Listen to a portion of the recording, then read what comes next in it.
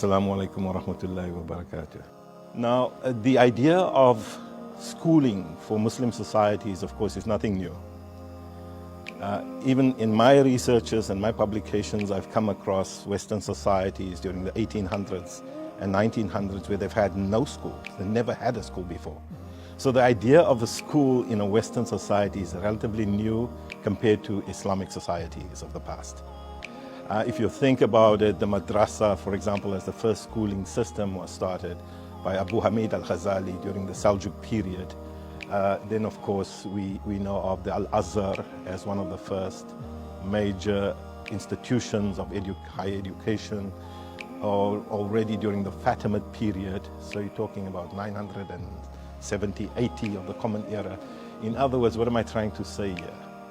That Muslim societies who migrate are not unfamiliar with educational institutions. So where are we after 3 decades of Islamic schools in Canada?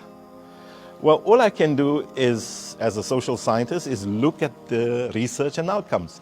So I went to the Fraser Institute's outcomes of research that they've done at elementary school level in Ontario. And I was surprised to learn that out of 3,000 schools in Ontario, the top schools were Muslim schools. Now, let me put this into perspective, rather this way.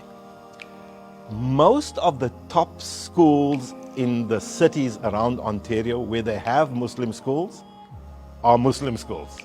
So what they've done is they looked at 9 different criteria in this assessment. So they're looking at writing skills, they're looking at reading skills, and they're looking at math skills.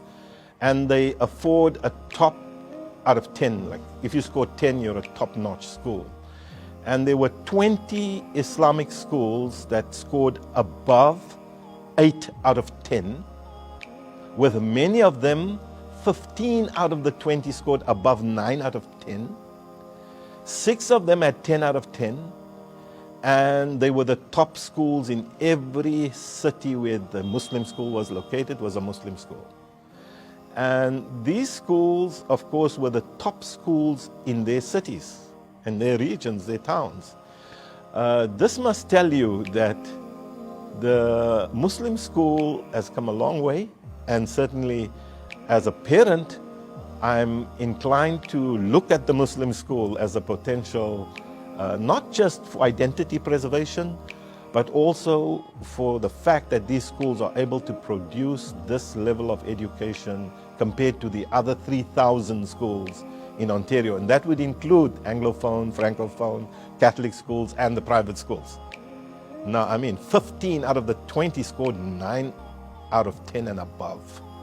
In order, as a sociologist of religion, in order for a society to thrive, a religious society, you need to build on both the sense of believing and the sense of belonging.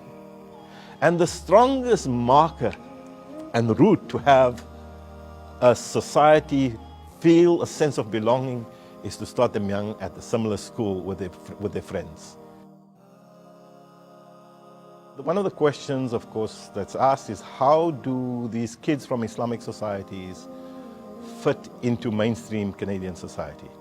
Now, first of all, the school is but one institution of socialization.